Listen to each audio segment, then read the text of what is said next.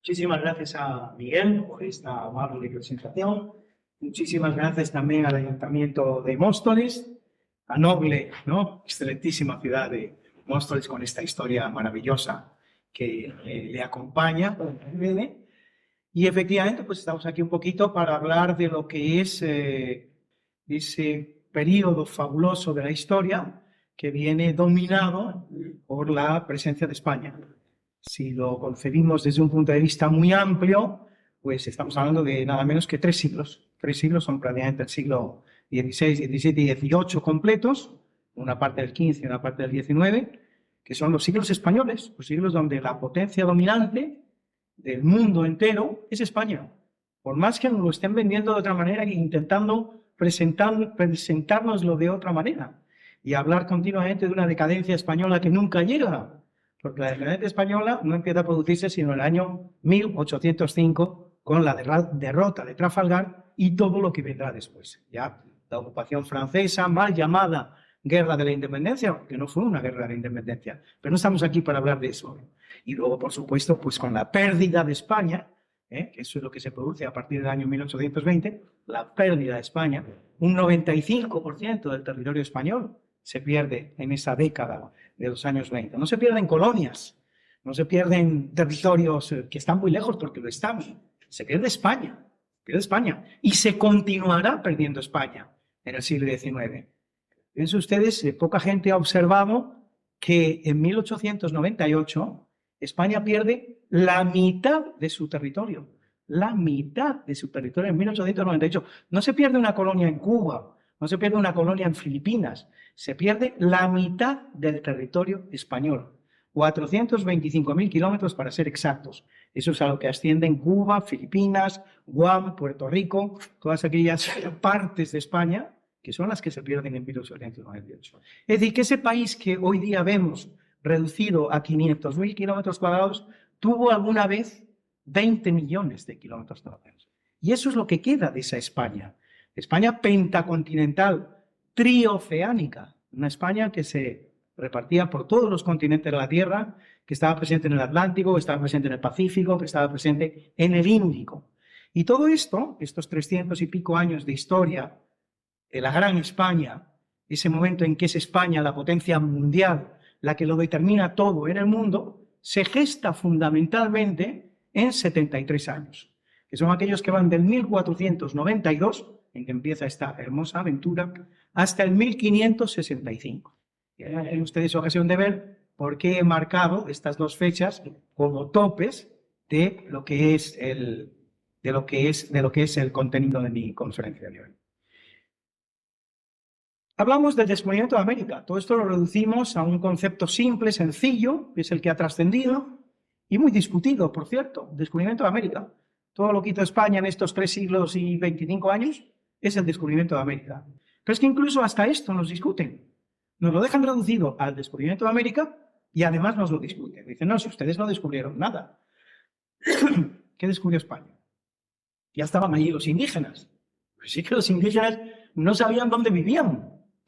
Los indígenas que vivían en América, en una suerte de neolítico americano, con destellos civilizacionales que se producían en algunos puntos del continente, pero en general tenemos que definirlo como el neolítico americano. Estos indígenas tenían un radio de actuación que a duras penas superaba los 25 o 30 kilómetros, no superaba más. Es decir, en América, el 90% de los americanos no conocían el mar. El 90% de los americanos no conocían el mar. Pero si algunos americanos, en el otro 10%, conocían el mar, ninguno conocía los 2 mares. Ninguno sabía que América estaba bañada por 2 mares. Es decir, no sabían dónde vivían, no sabían lo que eran. Ningún americano de aquella época, en ningún momento, se planteó qué podía haber al otro lado de aquella orilla. Ese nuevo mundo que desde Europa se descubrió, desde España se descubrió, ellos ni se lo plantearon. El mundo era lo que ellos conocían, los 20 kilómetros a la redonda. Esto no es descubrir, esto es estar. Estamos en tantos sitios que no conocemos. Tenemos tantas enfermedades que no conocemos, tantas dolencias, y no las hemos descubierto. Simplemente sabemos que nos está doliendo algo, pero no sabemos qué nos duele ni por qué. No hemos descubierto nada. Una cosa es estar, otra es descubrir. Descubrir es difundir. Descubrir es también poner en contexto con el resto de la realidad existente. Solamente cuando se producen estos tres procesos de una manera unida, tenemos un descubrimiento. No simplemente por estar padeciendo una determinada realidad. Y viendo un monte a lo lejos que de repente tiene humo porque es un volcán. Y entonces creo que directamente es la divinidad y yo. Y este territorio que hay entre la divinidad y yo. Esto es el mundo. Esto era América. No descubrieron nada esos indígenas. Se dice también que lo descubrieron, pues tantos, ha habido tantas teorías sobre el descubrimiento de América, que lo hicieron los vikingos. Por ejemplo, la que ha tenido más éxito. Los vikingos entran en la historia de la historia, es decir, en la historiografía, en tiempos muy recientes. Es recién en el siglo XX cuando se empieza a hablar de que unos vikingos habían estado en América antes que los españoles. Pero el solo hecho de que esta teoría, que además ha demostrado ser falsa, porque se basa en unos pilares que han demostrado muchos de ellos su falsedad, el solo hecho de que en el siglo XX empecemos a decir que los vikingos han descubierto lo que España había descubierto en el siglo XV, significa que los vikingos no habían descubierto nada. Porque si lo hubieran descubierto ya lo sabríamos. En el siglo XX se empieza a hablar de este descubrimiento. Luego no fue descubrimiento, llevaba 5 siglos descubierto aquí. Se dice también que pudieron ser pescadores noruegos, pescadores vascos, pescadores gallegos, pescadores escoceses. Que yo sepa, nadie ha dicho que hayan podido ser unos pescadores japoneses desde el otro lado de América. Pero ¿por qué no? También podría ser. Y luego están todas las teorías del conocimiento que tenía Cristóbal Colón sobre aquello que luego descubrió, pero eso forma parte ya de otro tema, que es lo que llamaríamos el secreto de Colón, del que si quieren hablamos al final de esta conferencia, porque si no me puedo estar aquí hablando hasta mañana. Mañana tengo que estar en Santa Pola a 400 kilómetros. Esto por lo que se refiere al descubrimiento. Descubrimiento indiscutiblemente lo produce en 1400 aquella expedición de 3 barcos que viene comandada por un marino de origen ignoto por nombre Cristóbal Colón, al que auxilian de una manera importantísima 2 hermanos por apellido Pinzón. Esto es un descubrimiento y lo demás son tonterías.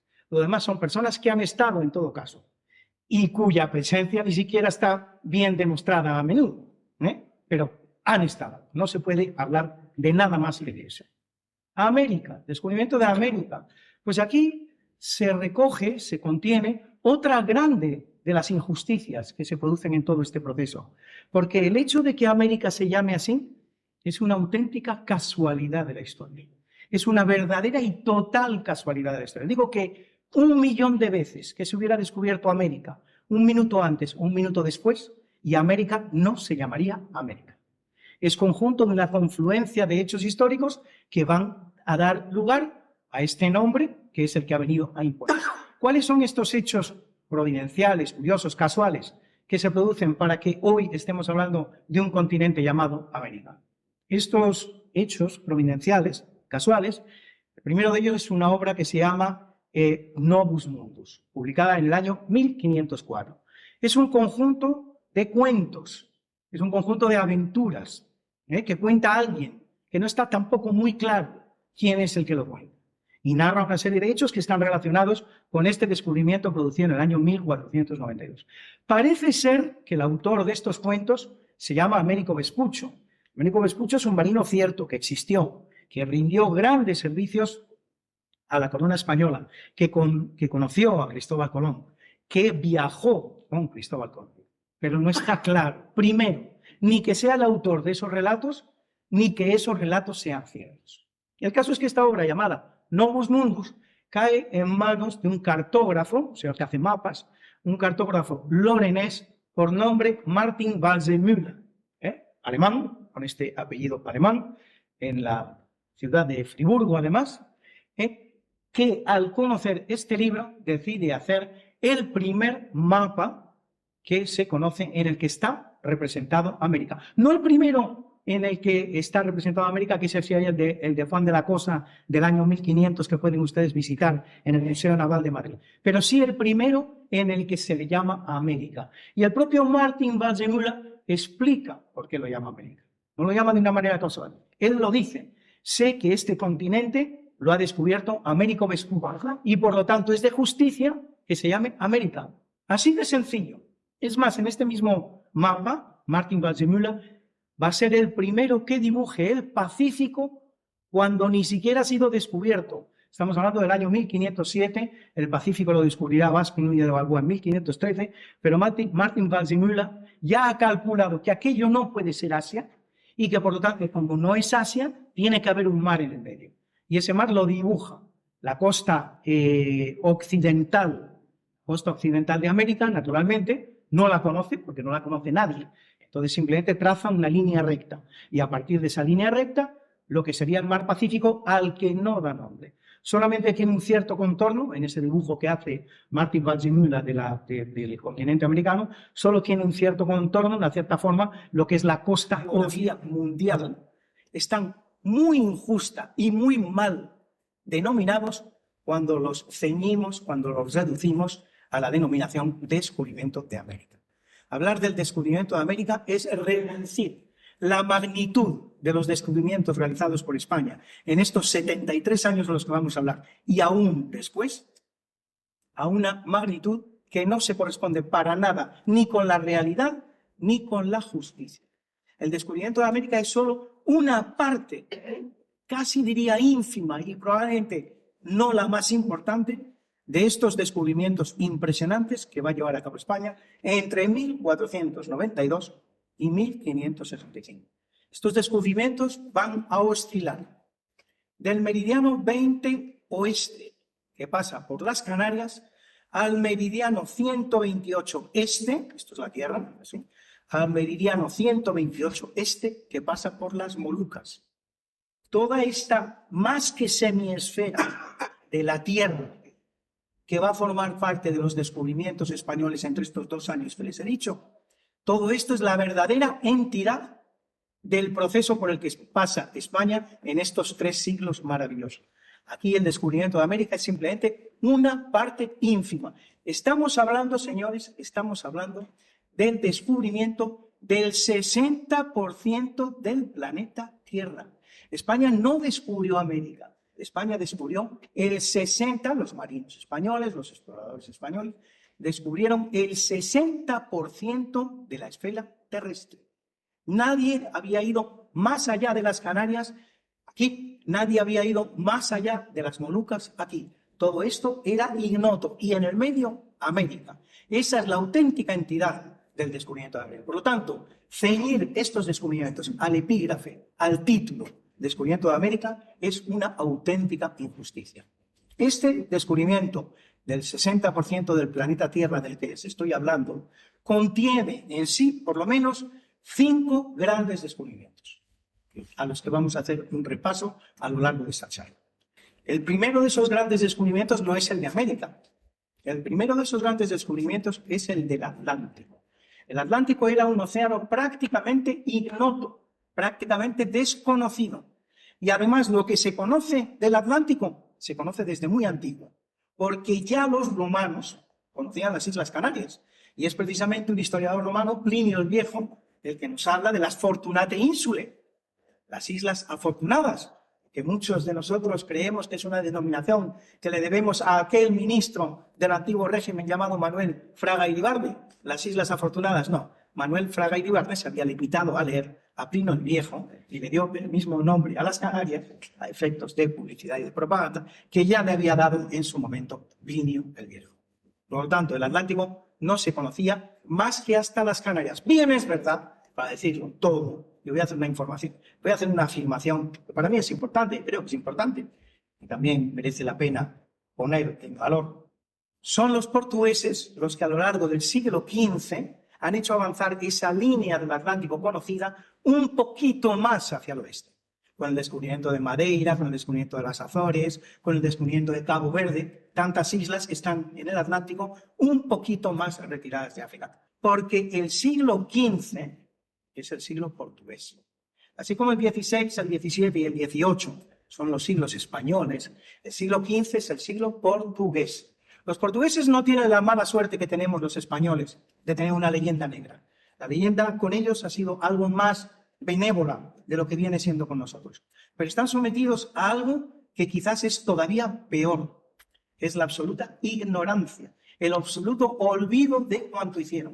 El siglo XV europeo, la gran potencia, la que está haciendo cosas verdaderamente meritorias y verdaderamente importantes para la historia de la humanidad, no es otro que el reino de Portugal. Portugal desde 1249 ha terminado su reconquista, ha llegado al Algarve, ha llegado a la parte sur de Portugal, se desentiende completamente de la reconquista, entiende que lo que queda por hacer en la península le corresponde a Castilla y a otros reinos españoles, se desentiende y se tira a la mar. Y en el siglo XV va a hacer una serie de descubrimientos fabulosos.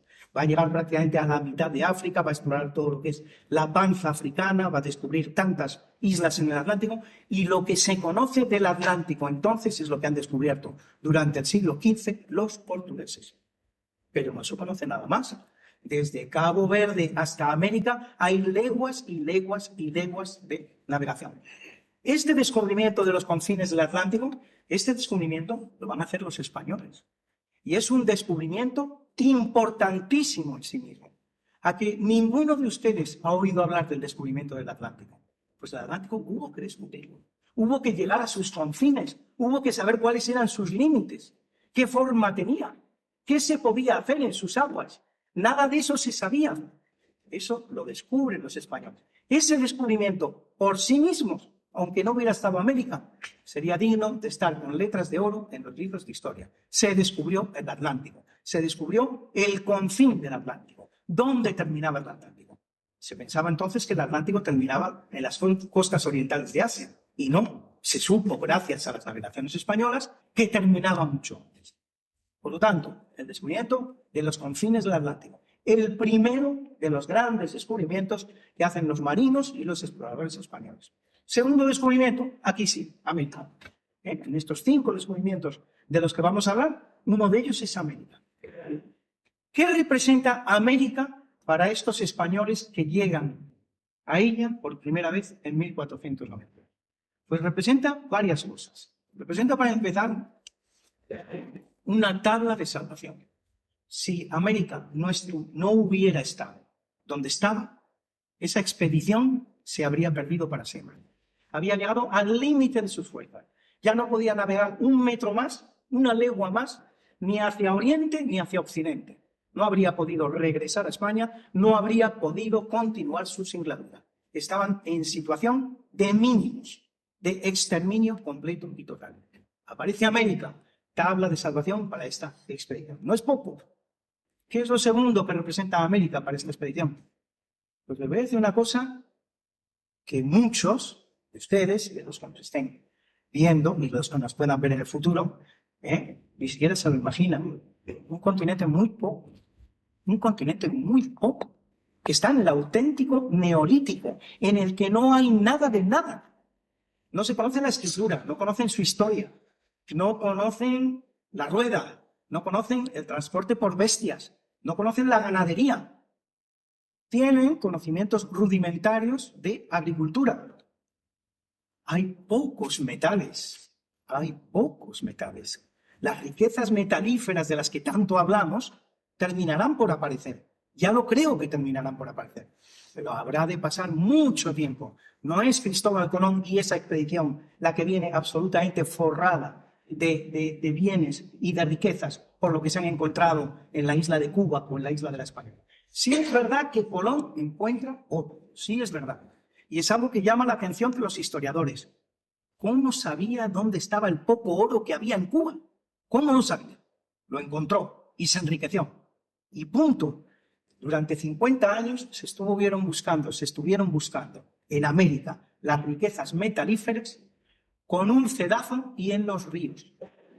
América empieza a rendir beneficios y rindió muchos beneficios,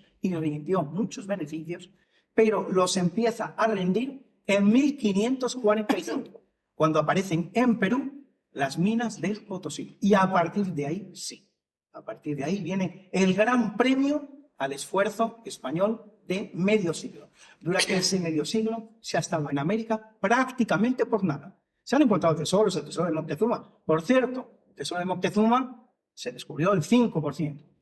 5%. El 90% del tesoro de Moctezuma se sigue buscando al día de hoy. Así que para que se hagan ustedes una idea de lo que son las cosas. Por lo tanto, primero, una tabla de salvación, eso es América para los marinos españoles. Segundo, un continente muy pobre. Y tercero y principal, lo más importante de todo, contrariamente a lo que se pueda pensar, un gigantesco obstáculo. No fue un hallazgo del que nadie se pudiera felicitar o congratular. Fue exactamente lo contrario. Fue un gigantesco obstáculo.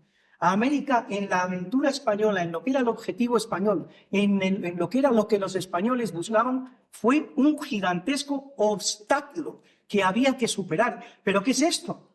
Íbamos a las costas orientales de Asia, buscábamos la seda, buscábamos las perlas, buscábamos la porcelana, buscábamos ciertos metales, tantos conocimientos, brújulas, tecnología, y hemos llegado a una tierra neolítica. ¿Qué pintamos aquí? Esto hay que superarlo. Nuestro objetivo no está aquí como creíamos, está mucho más allá. Esto es un obstáculo que tenemos que superar. Eso fue América, principalmente para los españoles. Los españoles podían haber desistido directamente de la aventura americana, como harán tantas otras potencias. ¿Saben ustedes cuánto tardó Inglaterra desde su primer contacto con América hasta que finalmente establece una colonia estable? Más de un siglo. ¿Saben ustedes cuánto tardó Portugal? Porque esto es una gran sorpresa. ¿Cuánto tardó Portugal? Pues si les pregunto a ustedes, me van a decir ustedes todos que Brasil lo descubrió Portugal. Y que nada, y que ya los portugueses se establecen y hacen ese gran país que se llama Brasil y que conocemos hoy. Los portugueses tardaron 30 años en establecerse en Brasil. Descubren Brasil por casualidad, en el año 1500. Álvarez Cabral no lo descubre, por cierto, he dicho mal, lo descubre Vicente Yáñez Pinzón, un español. Un español descubre Brasil. Otro español, Antonio de Lepe, es el segundo en llegar a Brasil. Álvarez Cabral solo será el tercer marino europeo que llegue al Brasil. Y no muestra por el Brasil el menor interés, porque Álvarez Cabral, como todos los marinos portugueses, a donde iba es a las Molucas, buscando las especias de las Molucas. En un momento dado, en lo que es su singladura por África, de esta manera, si usted un poco, cuando llega a la mitad de África, unos vientos le retiran inexorablemente de lo que es su singladura y le llevan a su pesar hacia América. Y ahí es donde descubre Brasil. Por lo tanto, pues descubre donde llega al Brasil. A partir de ese momento, los portugueses no van a manifestar por el Brasil el menor interés hasta el año 1530, 30 años después. Quiere decirse con todo esto que de igual manera que lo hicieron los ingleses, de igual manera que lo hicieron los portugueses, los españoles se podían haber desentendido perfectamente de la aventura americana. Haber dicho, bueno, hemos llegado a unas tierras inhóspitas, aquí solo hay indios desnudos, no hay nada de lo que buscábamos, esto no son las costas orientales de Asia, que lo haga otro, que lo haga Rita, que yo, esto no me interesa. Así lo hicieron los ingleses, así lo hicieron los portugueses. Así podía haberlo hecho España. Pero no lo hizo. ¿Por qué? Porque había una idea brillante en una persona muy concreta de ese momento histórico de España, que no es otro que Isabel la Católica, por cuya cabeza pasaba ese proyecto maravilloso de llenar los cielos de nuevos cristianos. Eso es lo que inspiró y movilizó en todo momento la aventura americana en el primer medio siglo de la misma, hasta que en 1545 aquello empieza a reportar algún beneficio, que hasta ese momento no lo había reportado. Por lo tanto, este es el segundo de los grandes descubrimientos de los que yo quería hablar de ustedes. El primero, como os he dicho, los confines del Atlántico. El segundo, América. ¿Cuál es el tercer gran descubrimiento que realiza España en estos años? Y concretamente también en 1492, 1492, 1493. Es un año muy importante en el que se concentran tres importantes descubrimientos. Primero, confines del Atlántico. Segundo, América. Tercero, el tornaviaje americano, el tornaviaje atlántico. Si no se vuelve, todo esto no sirve de nada. ¿Cuántos marinos se habían perdido en la inmensidad de los mares? y no habían vuelto y no contaron nada y ni sabemos quiénes eran. El tornaviaje. Hemos ido a América, hemos conocido los confines del Atlántico, pero ahora tenemos que volver y contarlo. Y si en la tierra los caminos de ida son siempre los caminos de vuelta, toda carretera que nos lleva a algún sitio nos trae de ese sitio a aquel del que partimos, en la mar esto no es así. Los caminos de ida y los caminos de vuelta pueden distar hasta miles de kilómetros, como vamos a tener ocasión de ver. No es tanto así en el Atlántico, pero sí lo es en otra circunstancia de la que tendremos ocasión de hablar también hoy día. Y este tornaviaje, que es el tercer gran descubrimiento que hacen los españoles, la primera persona que viene desde América hasta Europa, ya tenemos una persona que es la primera que ha ido desde Europa hasta América, pero ahora tenemos una segunda persona que es la primera que viene desde América hasta España, hasta Europa. ¿Quién es ese descubridor? ¿Es Cristóbal Colón quizás? No, no es Cristóbal Colón. El tornaviaje atlántico no lo descubre Cristóbal Colón. ¿Qué es lo que ha pasado? ¿Por qué podemos hacer esta afirmación? Ha pasado algo muy curioso. A 3 días de llegar a Europa se ha producido una tormenta impresionante. Los 2 barcos que están volviendo desde América hasta Europa, porque uno de ellos se ha quedado allí, la Santa María, ha encallado y se ha hecho con ella la primera ciudad europea en América. Los 2 barcos se separan inexorablemente. La Pinta, gobernada por Cristóbal Colón, la Niña, gobernada por Martín Alonso Pinzón. ¿Y quién es de los 2 el primero que llega a Europa? De los 2 el primero que llega a Europa es Martín Alonso Pinzón. Y no solo esto, sino que llega a Europa por donde tiene que llegar y como tiene que llegar. Es decir, por un puerto español. Es el puerto español que no es otro que es Bayona, en Galicia. De España salimos, a los reyes de España servimos, a ellos nos debemos y a España volvemos. Esto es lo que hace Martín Alonso Pinzón. ¿Hace lo mismo Cristóbal Colón? No. Cristóbal Colón llega más tarde y además llega por el único puerto de toda Europa, es grande, ¿eh? En Europa ya había cientos de puertos. El único puerto de toda Europa por el que no tenía que llegar. Debía haber llegado, como lo hizo Martín Alonso Pinzón, por un puerto español. No lo hizo. Pudo haber llegado por un puerto escandinavo, ¿por qué no? Pudo haber llegado por un puerto británico. Pudo haber llegado por un puerto francés. Pudo incluso haber llegado por un puerto portugués, pero no por el que lo hizo. Llegó por Lisboa, el único puerto de toda Europa en el que no debía tocar. ¿Y por qué no debía tocar Cristóbal Colón en Lisboa? Por una razón obvia, que yo creo que muchos de ustedes ya se estarán imaginando. El rey de Portugal es el íntimo enemigo de los reyes de España en lo que concierne a esta aventura transatlántica. Cristóbal Colón ha ofrecido su proyecto antes a los reyes de Portugal que a los reyes de España. El rey de Portugal no se lo ha aceptado, los reyes de España sí. Por lo tanto, el último que se tendría que haber, debería haber sido conocedor del éxito de este proyecto, no era otro que el rey portugués.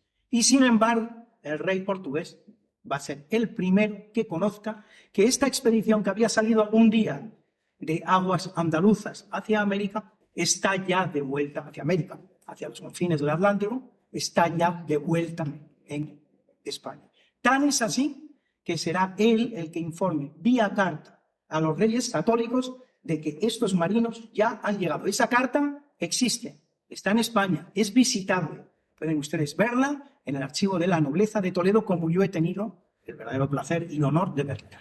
Pertenece a un archivo que se llama el archivo Rodríguez Maldonado, y ahí está la carta en la que el rey portugués informa a Fernando el Católico, por cierto, no a Isabel la Católica, a Fernando el Católico de que aquellos marinos han vuelto. No solo eso, sino que cabe preguntarse, bueno, ¿y Cristóbal Colón qué hace en Lisboa? ¿Por qué se ha presentado en Lisboa? Y aquí se abre el campo de la especulación. Para mí, una posibilidad que intentara mejorar con el rey portugués las condiciones que ya tenía con los reyes de Castilla. Muy difícil, porque las condiciones que le habían ofrecido los reyes católicos eran realmente inmejorables. Era muy difícil que nadie se las pudiera mejorar. Algo todavía más probable, simplemente mesarle las barbas al rey de Portugal, diciéndole, mira, esto es lo que te ofrecí a ti, y te has quedado sin ello porque me lo han dado los reyes católicos. Esta hipótesis tiene un argumento a su favor que es no poco importante. Según algunos testimonios, cuando Cristóbal Colón visitó al rey de Portugal en Lisboa, porque lo visitó, voy a verlo, estuvo a punto de ser linchado por la nobleza portuguesa. Le tuvo que sacar de aquella sala en persona el rey de Portugal, porque si no, lo linchan. Lo linchan por la altanería con la que se había conducido frente al rey de Portugal. Una pregunta que les dejo aquí, por si quieren luego lanzarla ustedes al final del coloquio. ¿Y el rey de Portugal por qué le dijo que no a Colón? A esta aventura que en principio no era muy cara y podía ser muy provechosa. Pero eso lo dejo ahí, pues se lo tienen que preguntar ustedes al final de la conferencia. Por lo tanto, estamos ya en el tercer descubrimiento, el que hace Martín Alonso Pinzón. Nadie habla de Martín Alonso Pinzón como del descubridor del tornaviaje atlántico. Y es un descubrimiento fundamental, importantísimo, de los más grandes realizados en la historia. Y tiene nombre y apellido. Es Martín Alonso Pinzón, no es Cristóbal Colón. Cuarto descubrimiento, lógicamente, ya se lo pueden ustedes imaginar, el del Pacífico. Les he dicho al principio que América era un gigantesco obstáculo que había que superar. Enseguida, a partir del año 1500, no digamos ya, a partir del año 1504, 1507, cuando ya Martín Valsenula ha dibujado su mapa, hay la certeza de que al otro lado de América tiene que haber un mar que sea el que conduzca finalmente a lo que era el objetivo inicial de esta aventura, llegar a las costas orientales de Asia. Por lo tanto, la idea de que hay un mar enseguida se presenta ante la imaginación de las personas. Pero ese mar hay que descubrirlo. Se harán muchos intentos de llegar a ese mar. Por supuesto, lo descubre por tierra en 1513 Vasco Núñez de Balboa, que lo que hace es recorrer el istmo americano, que es bastante estrecho a la altura de Panamá, desde la parte oriental hasta la parte occidental, y lo descubre y lo ve por primera vez en 1513. Pero ese descubrimiento no es suficientemente importante. Hay que saber cómo llegar al Pacífico sin pasar por la tierra. Y eso es a lo que se van a poner tantas expediciones españolas, muchas de ellas malogradas. Por ejemplo, la del pobrecito Díaz de Solís, que se lo comen los indios charrúas a la altura del Río de la Plata, en Argentina, y que andaba buscando lo mismo que luego buscará Magallanes. Es decir, el paso al Pacífico y entrar en el Pacífico.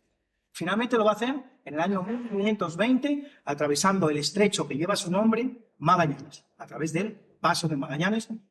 Un paso complicadísimo que aún al día de hoy evitan los barcos tan modernísimos que tenemos y prefieren hacer el paso del sur, más bien más al sur todavía, por lo que sería el mar de Oces, que los ingleses llaman mar de Drake, porque dicen que lo descubrió Drake cuando en realidad lo descubrió otro marino español llamado Oces. Por lo tanto, Magallanes es el que descubre el paso al Pacífico. Providencial que lo intentara por el sur y no lo intentara por el norte.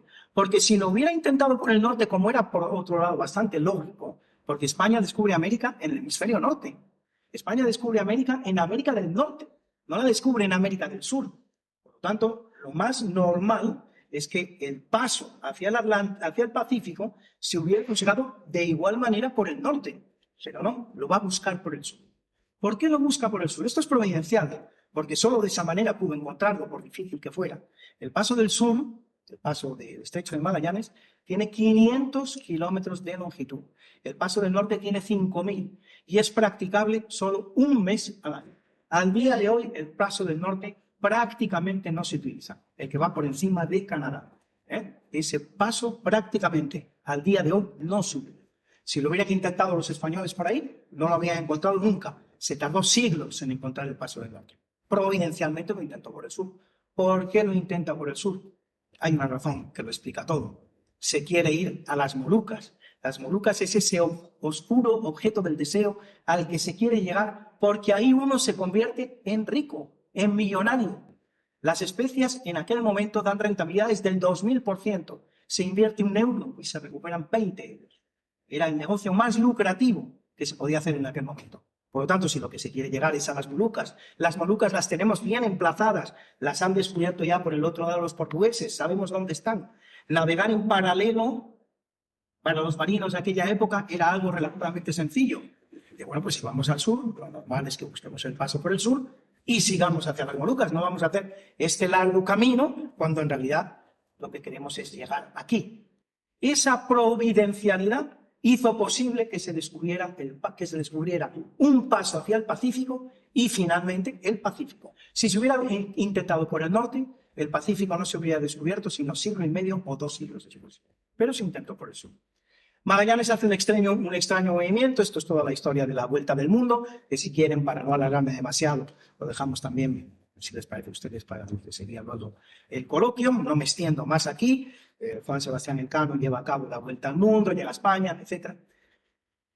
Y dejamos aquí el epígrafe del cuarto gran descubrimiento, cerramos aquí el epígrafe del cuarto gran descubrimiento que hace España en estos 73 años. Se los recuerdo a ustedes, los confines del Atlántico, América, el tornaviaje atlántico y el Pacífico. Nos queda todavía un gran descubrimiento que realizar para cerrar esta aventura de una manera completa que se había propuesto España desde el principio de los tiempos, que es llegar a las costas orientales de Asia y volver. Ya sabemos, gracias al descubrimiento del Pacífico, cómo llegar a las costas orientales de Asia, cómo llegar a las Molucas, cómo llegar a la China, pero todavía no sabemos cómo volver de la China a América, para luego desde América poder volver a Europa. Un problema que cuando se trató del Atlántico se resolvió en muy poco tiempo. En 1492 se descubren los confines del Atlántico. En 1492 se descubre cómo volver de América. Sin embargo, el retorno desde Asia hasta América le va a llevar a los marinos y exploradores españoles nada menos que 40 años de trabajo.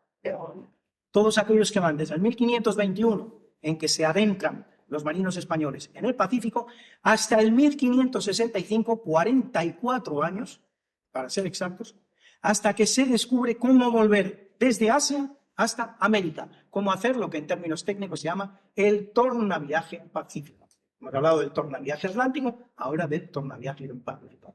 Hasta 6 expediciones españolas van a fracasar en el intento de retornar desde Asia hasta América. Se estaba convirtiendo en una quimera imposible. Finalmente lo va a conseguir en 1535 un marino español por nombre Andrés de Urdaneta, que además es circunvalador.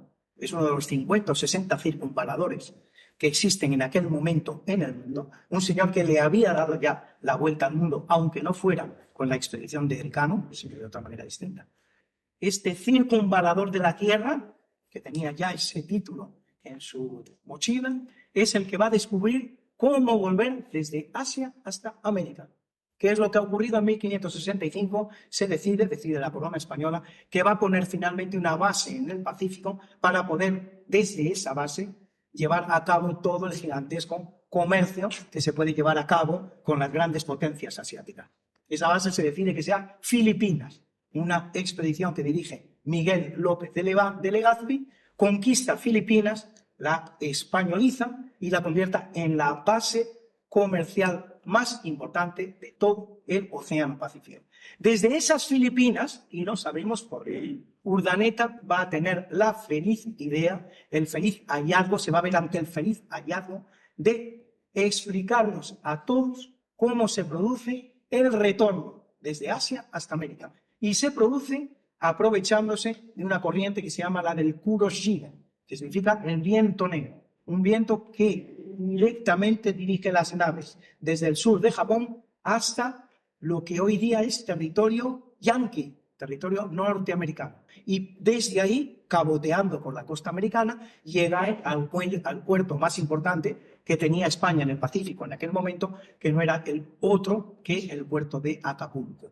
Este complicado viaje hacia el norte para llegar a América del Norte y luego caboteando, costeando, llegar hasta Acapulco, es el que va a descubrir este marino por nombre Andrés de Urdaneta, completando de esta manera el quinto de los grandes descubrimientos que va a realizar España entre 1492 y 1565, y posibilitando de esta manera lo que era el proyecto español desde el principio, desde el minuto 1, desde el mismísimo año 1492, ese que hoy día, y de manera muy afortunada, y gracias a hispanistas que se han introducido en esta historia de manera muy meritoria y muy eficaz, como el Villa Roca Barea, como el José Luis López Linares, al que hemos tenido ocasión de mencionar anteriormente, posibilitando de esta manera lo que se da en llamar hoy de manera muy afortunada y muy certera la primera globalización. Es decir, la primera vez en toda la historia de la humanidad que todos los productos asiáticos son comerciables en América y en Europa, que todos los productos americanos son comerciables en Asia y en Europa, y que todos los productos europeos son comerciables en América y en Asia. Esto es lo que consiguieron los españoles entre los años 1492 y 1565. Este es el verdadero alcance de lo que hemos dado en llamar en el título de esta conferencia la era de los descubrimientos españoles. Yo aquí he terminado lo que es mi charla y espero que realicen ustedes interesantes preguntas que me pongan a mí en alguna medida.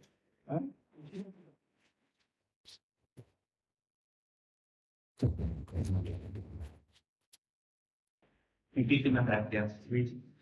Antes de dar paso a la pregunta, yo quisiera hacer una pregunta que yo tengo, y me gustaría que nos des una explicación. Empecé hablando de la urbanización y que todo español se siente orgulloso de la urbanización en España.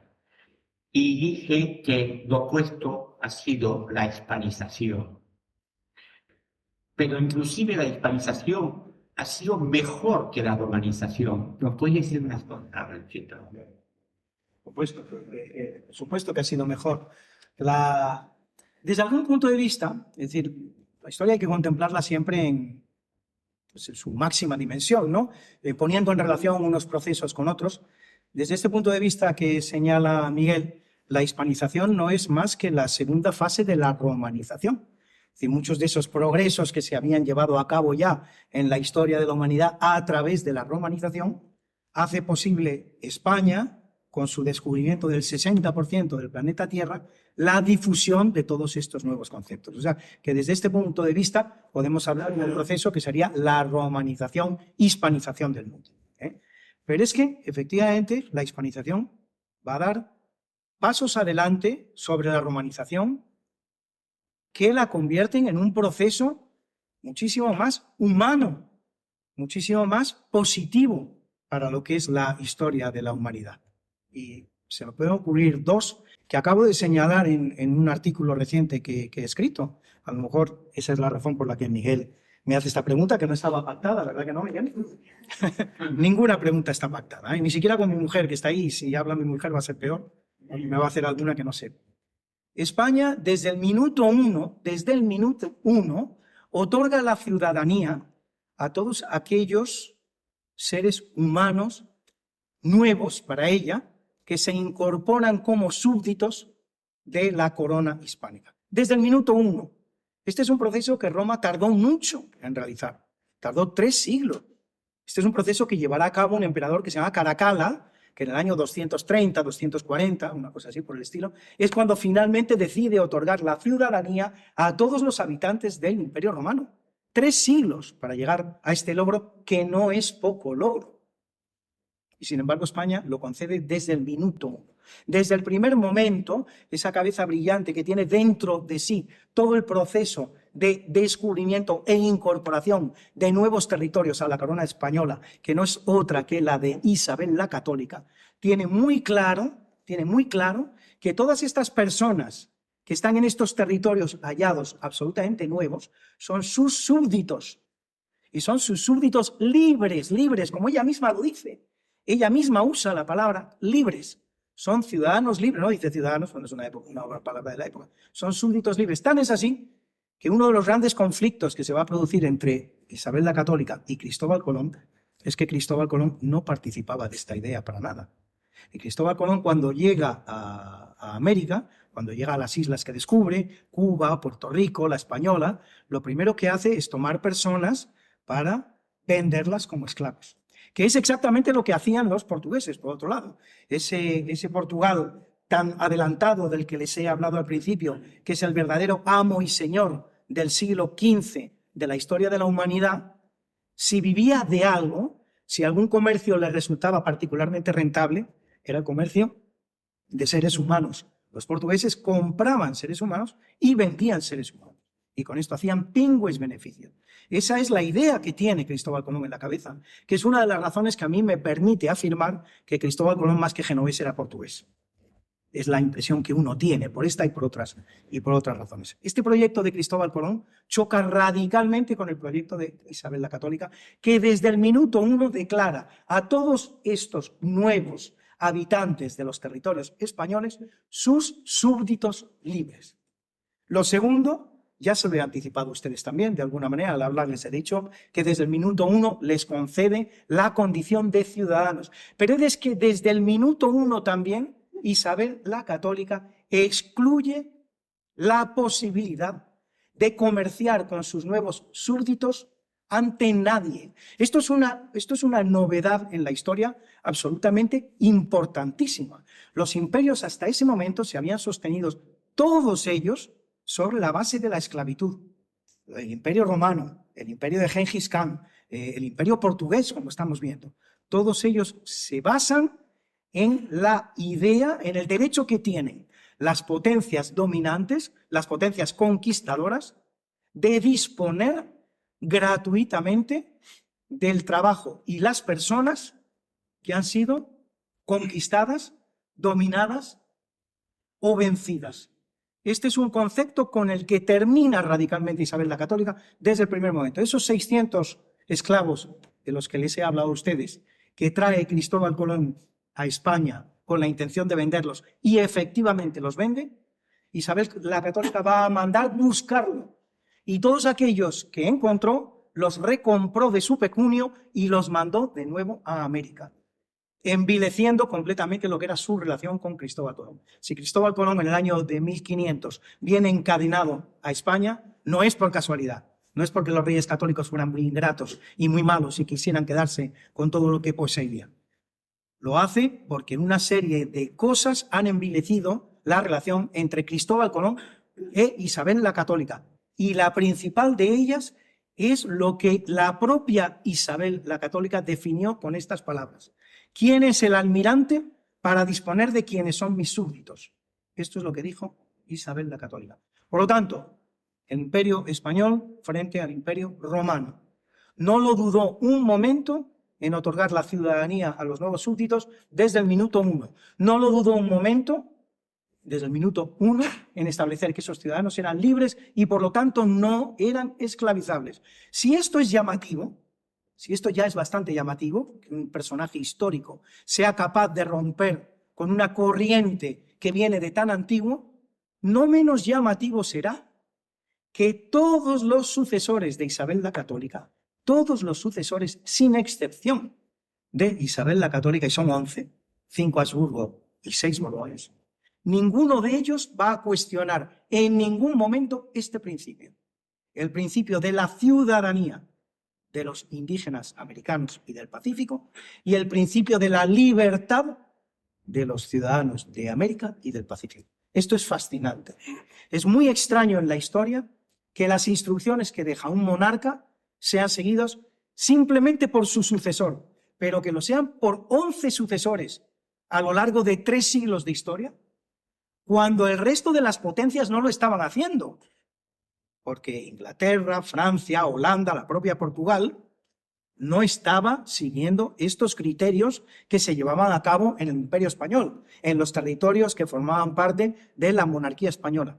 Esto es absolutamente increíble. 12 reyes, 11, que no osan discutir el principio establecido por el primero de ellos, que es Isabel la Católica, el de ciudadanía y libertad de todas aquellas personas que viven, que habitan, que ocupan los nuevos territorios de la monarquía española. Esto es algo absolutamente increíble. Nada que ver con el resto, con el comportamiento del resto de las potencias que convivieron como tales potencias con España a lo largo de estos 3 siglos. Y les he citado cuáles.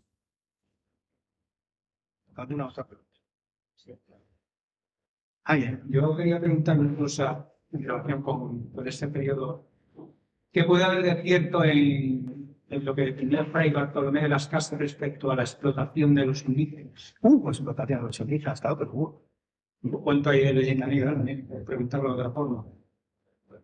Vamos a ver, una cosa son los principios que emanan de lo que es el deseo de la autoridad, expresado a través de una serie de cédulas, a través de leyes, y otra cosa es, ya es difícil hoy, ya sería difícil hoy, desde España, controlar lo que pudiera estar ocurriendo en Ecuador o en Colombia o en Cuba, pues imagínense ustedes en el siglo XV, y efectivamente hubo muchos abusos.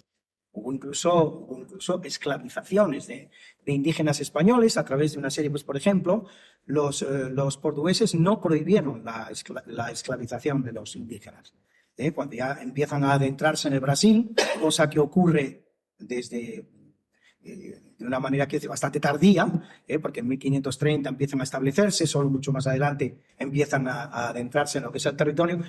Los portugueses no van a prohibir la captura de indígenas y su venta como esclavos prácticamente hasta finales del siglo XVIII, que lo va a hacer el Marqués de Pombal.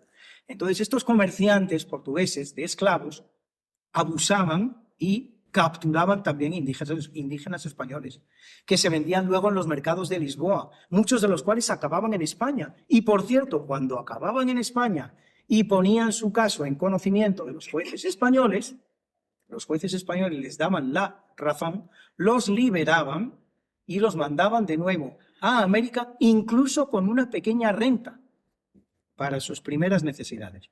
Esta es una de las vías por las que se permitió el sistema de libertad que había concedido la monarquía española a los indígenas en América. Hay otras instituciones que estuvieron a mitad de camino entre lo que se podría llamar una esclavización. Tenemos algunas, la MITA, por ejemplo. La MITA es una institución peruana que sirvió para que los indígenas peruanos trabajaran en las minas que se empiezan a encontrar a partir del año 1545. Pero esta MITA que nos escandaliza tanto, la MITA, tenía un límite temporal que era de 2 años. No se podía someter a la MITA, a un indígena, más allá de 2 años. No es otra cosa que el servicio militar que hemos estado viviendo hasta hace 20 o 25 años. 2 años, uno se los concede de trabajos al Estado. Incluso no sé si decirles a ustedes que es mejor servir en una mina que servir en un ejército que se puede ir a la guerra. No sé qué decirles. Pues eso era la MITA. Era una institución, por cierto, peruana, no la inventaron los españoles, era anterior a la llegada de los españoles a América y de la que los españoles se valieron de una manera natural para explotar lo que eran las riquezas naturales de aquellos territorios. Otra institución que también anduvo a caballo y de la que tanto se ha hablado, hasta qué punto fue una manera de esclavizar a los indígenas o no lo fue, la famosa encomienda. La encomienda era una institución europea que se estaba aplicando en Europa y que los reyes españoles llevan a América. La encomienda no era otra cosa que un contrato en el que los indígenas aportaban su trabajo y en el que sus dueños, sus propietarios, sus amos, sus jefes, estaban obligados a subvenir a sus necesidades, es decir, darles comida, darles techo, darles alojamiento, posibilitar que se casaran, posibilitar que tuvieran familias, y, eso sí, muy importante en la encomienda española, evangelizarlos. La obligación que tenía ese dueño de los componentes de una encomienda era evangelizar a esos indios que estaban a su cargo. Es una institución que desde la corona siempre se vio con ese objetivo, con esa finalidad absolutamente necesaria para ella, absolutamente altruista, de que se pedía del indio un determinado valor, que era su trabajo, pero se le daba otro valor que era tan importante o más, que era la evangelización. Esto no lo podemos entender nosotros ahora. Es algo que se escapa a nuestra manera de concebir la vida. Entonces era importante. Entonces, en Europa, no solo la monarquía española, sino todas las monarquías europeas, precisamente uno de sus objetivos era que sus súbditos pues estuvieran correctamente cristianizados y se comportaran de acuerdo con lo que es la ideología cristiana. De la misma manera en que hoy día los estados tienen un particular interés en que todos nos comportemos de acuerdo con las conductas que se esperan en una sociedad democrática. Esto dentro de 5 siglos a lo mejor no lo entienden. Fíjense, por el simple derecho de ir cada 4 años un día y meter un papelito en una urna, fíjate todas las burradas que hicieron. Pues a lo mejor dentro de 5 años no se entiende. En estos momentos es básico y esencial. No se entiende la convivencia en una sociedad moderna si no es a partir del principio democrático de votar cada 4 años. Pues eso es lo mismo que ocurría entonces con la necesidad que tenían los soberanos de que sus súbditos estuvieran correctamente evangelizados. Así que se trató de un contrato en el que hubo abuso. Por supuesto que los hubo. Por lo mismo que les he dicho al principio, no se puede controlar en el siglo XV lo que está ocurriendo a 7.000, 8.000 kilómetros de distancia. Y hubo muchos abusos. También le digo a usted que las encomiendas enseguida se limitaron también. A partir del año 1520, ya Carlos V dice que nadie puede ser sometido a la encomienda más allá de 2 años, y a partir del 1540 directamente es abolida la institución y ya nadie puede volver a tener encomiendas. Así que yo creo que de esta manera le he hecho un poquito un repaso a aquellas situaciones que, derivadas del poder político de la monarquía española, estuvieron en terrenos adyacentes a los de la esclavitud. Esto es lo más parecido que se llevó a cabo en los territorios gobernados por la monarquía española a algo similar a la esclavitud. Por lo que se refiere al tráfico de esclavos entre África, lo que se llama el tráfico atlántico de esclavos entre África y América, le puedo dar unas cifras que a lo mejor son suficientemente ilustrativas. Es un tráfico que se conoce muy bien, ha sido muy estudiado y se conoce muy bien. Más o menos en números redondos, el número de esclavos negros, de esclavos africanos que circularon hacia América a lo largo de estos 3 siglos fue de 12 millones. 12 millones de africanos fueron desplazados desde África para trabajar en América. De estos 12 millones de esclavos, 6 millones los traficó. ¿Saben ustedes quién? A lo mejor se llevan una sorpresa. Portugal. Portugal es el gran comerciante de esclavos de la historia. La mitad de los esclavos que fueron desde África hasta América fueron comerciados por los portugueses. 6 millones. 5 millones los comerciaron los ingleses. Y el otro millón es el que comerciaron entre holandeses, franceses y los que menos de todos ellos, los españoles, que solo comerciarán con esclavos al final de lo que es la presencia española en América. Prácticamente ya en el siglo XIX.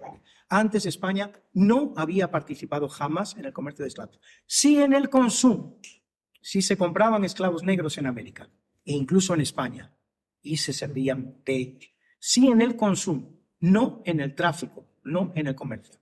El tráfico y el comercio fue exclusivo de holandeses, ingleses, franceses y portugueses. Nunca España, solo al final en el siglo XIX. Sí, yo una pregunta. Han dicho que hasta que se descubrió la mina de Potosí, España no tuvo beneficio económico. Entonces, eso quiere decir que hasta entonces todas las obras públicas, por ejemplo, que se hicieron allí, se costearon desde Castilla o desde España. No, bueno, eso sería una exageración. Vamos a ver. Claro, uno en esta horita que tengo para hablarles a ustedes, pues tiene que resumir mucho. Potosí es el primer gran hallazgo de recurso metalífero que se produce en la América Española y el que da lugar a todo un proceso histórico que terminará derivando en la primera globalización, el Galeón de Manila. Si no se descubre el Potosí, la historia habría sido completamente distinta. En el programa de la primera globalización, que tantas veces hemos citado aquí, se dice que hasta el 70% de la plata que circulaba en aquel momento por el mundo provenía del Potosí. Fíjense ustedes qué barbaridad, 70%. Esto no quiere decir que antes no se hubieran hecho hallazgos. Por ejemplo, en México se descubrió un yacimiento de cierta importancia, que es Zacatecas. De las islas, pues en los ríos se encontraban pepitas de oro. Pero también vamos a ir eliminando lugares comunes. Se habla siempre del oro de América. Oro es lo que menos vino. Oro vino muy poco. De hecho, también hay un estudio, se conoce muy bien la cantidad de oro que se desplazó desde América a España en el siglo XVII y apenas asciende en todo el siglo XVII a 160 toneladas. Para que se hagan ustedes una idea, les voy a dar un dato políticamente incorrecto, pero que nos va a servir para entender perfectamente qué son 160 toneladas de oro, que es muy poco. 160 toneladas de oro es menos de la tercera parte de lo que en 1936 va a salir del Banco de España destino Moscú. 510 toneladas de oro. 160 toneladas de oro es todo el oro que va a venir a España durante el siglo XVII, que se corresponden con el quinto real. El real es un impuesto que existía entonces como hoy existe el IVA. El quinto real, si no me equivoco, es un 20%. El IVA hoy día es un 21%.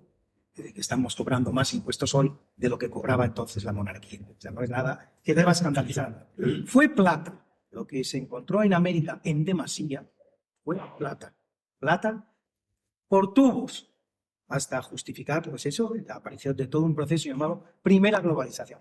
A partir del año 1545. Antes se han hecho pequeños hallazgos, pero no son realmente significativos. Está también el tesoro de Moctezuma, por ejemplo, con el que se hace Hernán Cortés, que repito que los españoles se pudieron hacer con un 10% de ese tesoro, el 90% se estima que está todavía escondido y desaparecido, los indios lo escondieron eficazmente y se sigue buscando el día de hoy sin encontrarse, y de ese 10% que encuentran los españoles había que pagar un quinto, mandar a España un quinto, que además cayó en manos de los piratas franceses.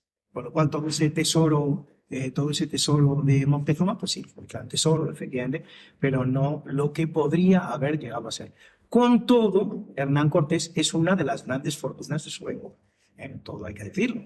Hernán Cortés se convierte en el propietario de una gran flota, lleva a cabo una serie de intentos descubridores, de intentos investigadores de primera magnitud, se convierte en uno de los hombres más ricos de su época. Pero nada que tenga que ver con el descubrimiento de las minas de plata del Potosí en 1545. Eso marca un antes y un después, completamente. Eso lo transforma todo. Y luego hay otra cosa, es decir, una economía no es solamente tener metal, tener reservas de metal. Una economía es poner una serie de personas a trabajar de alguna manera y hacer que esas personas intercambien productos. Y el que labra el campo le dé tomates al que tiene la habilidad de tallar la madera, por ejemplo. Es decir, lo que hizo España, a pesar de no existir recursos metalíferos durante esos 50 años, es poner las bases de una estructura económica que funcionó de manera eficaz, hasta tal punto que solo en el siglo XVI se fundan 700 ciudades en América, a un ritmo que no existía en ningún otro lugar del mundo, ¿no? Y se lleva a cabo toda una estructura económica que es capaz de autoabastecerse. La renta de las ciudades, la renta per cápita de las ciudades españolas en América era muy superior, cosa que tampoco sabemos ni que tampoco nos podemos imaginar, era muy superior a la de las ciudades fundadas en América por los ingleses. Las 13 famosas colonias que luego pedirán la independencia, conseguirán la independencia frente al Reino Unido, eran mucho más pobres que muchas de las ciudades españolas que ya estaban funcionando de una manera muy eficaz en el resto de América, y concretamente México. México se ha llegado a decir que era la ciudad más rica de su época, de todo el mundo. ¿La pregunta? No. No te veo cara de bien intencionado. A ver. ¿Por qué no España solamente? Porque sabemos todos que España se expandió en América. Y en Claro, pero sobre todo. Sí, porque América es tierra. Pero ¿por qué no también se dirige España hacia el sur? Marruecos, el Magreb y el resto de África. También lo hizo, ¿eh? Sí, bueno, no del mismo nivel No, por supuesto. que en América. Claro. Y ahora, Bueno, a ver, varias cosas. La pregunta que es muy buena y que te agradezco mucho. El imperio español, en números de kilómetros cuadrados, esto lo dice precisamente Elvira Roca Barea en su libro Imperofobia. Ella mide el territorio, ella mide el poderío de los imperios en función de su superficie territorial, llegando a la conclusión de que el español es solo el tercer imperio más extenso de la historia, después del imperio de Gengis Khan y después del imperio inglés. Pero es que el imperio español no fue un imperio territorial, fue un imperio marítimo territorial.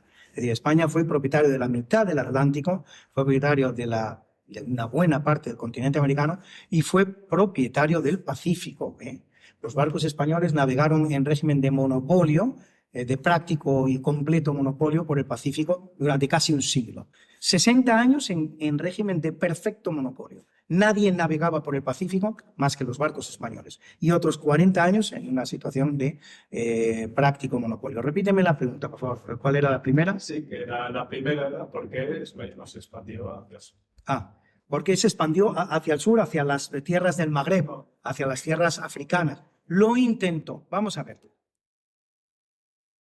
Toda esta historia empieza en 1453. En 1453 los turcos conquistan Constantinopla y cierran la ruta de la seda. Ese comercio tan beneficioso que se producía entre Asia y Asia y Europa queda cerrado por los turcos cuando conquistan Constantinopla y ponen punto final a la ruta de la seda. Ya no se puede comerciar producto entre Asia y Europa. A partir de ese momento, las rutas que se van a intentar para recuperar de nuevo ese comercio son tres. Una es la ruta que van a intentar los portugueses y que van a manejar en régimen de monopolio durante muchísimo tiempo, que es toda la ruta occidental africana. Ir navegando por lo que es el occidente africano, llegar al Cabo de Buena Esperanza, de ahí cruzar el Índico, llegar a Asia, cruzar Asia y llegar a las Molucas. Esa es la primera ruta. La segunda es la que van a intentar los españoles por el Tratado de Tordesillas, que es la contraria. Si tú te has ido hacia el sureste, yo me voy a ir hacia el oeste, dar la vuelta así al mundo para llegar al mismo lugar, que es la Molucas, que son las Molucas. Y hay una tercera vía, de la que se habla muy poco, que es bastante de sentido común, que es la que iría por el norte de África, ya que no podemos entrar en Asia por lo que es el este de Europa y la ciudad de Constantinopla, vamos a intentar entrar en Asia por el norte de África. Esa ruta también la intentó España y además la avanzó, la llegó a tener bastante elaborada, mediante un sistema que no fue tanto el sistema de colonización de territorios que va a llevar a cabo España en América, sino mediante el sistema de establecimiento de bases, que se va a parecer bastante al que van a intentar los portugueses. Los portugueses no evangelizan territorios, no colonizan territorios, establecen bases, bases que siempre son marítimas, para ir avanzando de base en base al lugar en el que interesa estar y comerciar. Ese sistema de bases lo va a intentar también España en el norte de África, pero no va a intentar expandirse. ¿Por qué no lo intenta? Pues porque no era nada fácil. Las potencias que estaban allí eran potencias muy desarrolladas y muy importantes. Ya bastante trabajo había con defender las rutas atlánticas, con defender las posesiones americanas, con defender las rutas del Pacífico, como para encima, con 7 millones de habitantes que tenía España, frente a los 15 que ya tenían Francia, que ya tenían... Hablo de unidades políticas actuales, que evidentemente estaban divididas, pero ya el territorio francés ya tenía 15 millones de habitantes, el territorio alemán tenía 15 millones de habitantes, el territorio británico tenía 15 millones de habitantes, el territorio italiano lo mismo. España tiene 7, con la mitad de habitantes que todas esas potencias tenía que gestionar el gobierno del 60% del mundo. No era una cuestión de decir, no, ahora también voy a conquistar África. Y con todo, como te digo, se hizo un sistema de bases que durante el reinado de Carlos V, principalmente, algo menos ya en el de Felipe II, tuvo cierta entidad e hizo posible el tráfico de los barcos españoles y de los comerciantes españoles por el norte de África hasta llegar a Tierra Santa. Tan es así que Fernando el Católico se llega a plantear una cruzada, porque habría sido la 10ª o 12ª, no sé cuál de ellas. Se llega a plantear una cruzada él mismo para conquistar de nuevo Tierra Santa a través de las posesiones que va obteniendo en el norte de África. Pero todo eso implica un esfuerzo grandísimo, sobre todo cuando ya se está uno esforzando en un proyecto que es mucho más importante y mucho más gravoso. Esa es una pregunta, ¿no? ¿Y la segunda? La segunda es, ¿en qué momento España y Portugal se separan ética y moral? Pues España y Portugal realmente tendrían que ser una unidad política al día de hoy. Es decir, uno mira la geografía europea y España y Portugal forman una unidad muy clara, de las más claras que hay en todo el mapa europeo, tan clara como es la península itálica o la península griega. Estos son caprichos de la Reconquista. La Reconquista se hace a través de pequeños reinos cristianos que van alcanzando en algunos momentos acuerdos y en otros momentos alcanzan desacuerdos. Con Portugal ocurre, ¿qué es lo que ocurre? Es la batalla de Alcácer, ¿sabes? La batalla de Alcácer, en el siglo XV, me parece que es, poco antes de que empiece toda esta aventura americana, que es la que ya determina la definitiva independencia de Portugal respecto del resto de los reinos cristianos de la península ibérica. Portugal se desentiende completamente de la Reconquista, estamos hablando del año 1250, prácticamente, 1249, se alcanza la unidad portuguesa. 1249, Portugal ya está construido, tal cual la vemos hoy, ¿eh? Una ciudad de más, una ciudad de menos, 1249, Portugal es como la vemos hoy. Portugal se desentiende completamente de lo que es la Reconquista, no se muestra ya más interesado en recuperar el resto de la península respecto del intruso, vamos a decirlo así, arábigo o musulmán, y se lanza a los mares. Es la escuela de Sagres, son todos los descubrimientos que van haciendo los portugueses, las islas de las Azores, Madeira, todo lo que es la costa occidental de África, hasta llegar al sur de África, se desentienden completamente de la Reconquista, convirtiéndose en la monarquía más rica de Europa, por cierto. El siglo XV es el siglo portugués. Estamos todo el día hablando de la guerra de los 100 años entre franceses, ingleses, es una horterada. Lo que llevan a cabo en el siglo XV ingleses y franceses es una horterada al lado de lo que están haciendo los portugueses, que ya se han lanzado a los mares. Están haciendo grandes descubrimientos, están tomando, pero se han desentendido completamente de lo que es la Reconquista española. ¿Cuál era? Repíteme la pregunta.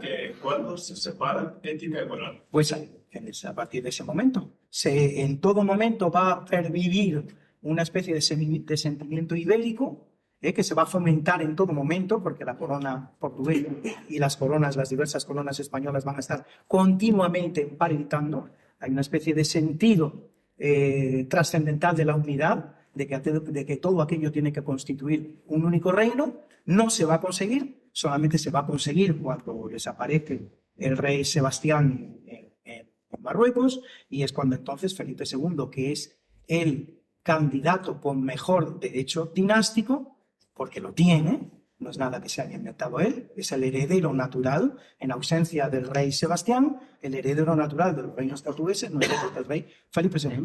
Entonces el hombre conquista Portugal, cumplimentando perfectamente lo que es su derecho a reinar en Portugal, y esta unión luso-española va a durar pues, un periodo de tiempo que va a ser entre 60 años u 82, según consideres que ese reino común termina cuando empieza la guerra de secesión portuguesa o cuando termina, fue una guerra muy larga, que duró 20 y tantos años. Desde el 1580 hasta el 1640, España y Portugal constituyen una única unidad.